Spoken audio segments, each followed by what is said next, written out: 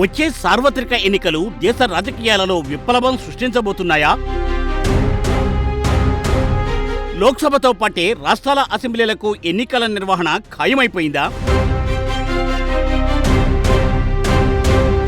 బీజేపీయేతర రాష్ట్రాలు దారికి రావాలంటే బీజేపీ రాష్ట్రాల అసెంబ్లీల రద్దు ఒక్కటే పరిష్కారమా? పాలనా కాలాన్ని భారీగా నష్టపోయే రాష్ట్రాలు ఏవి?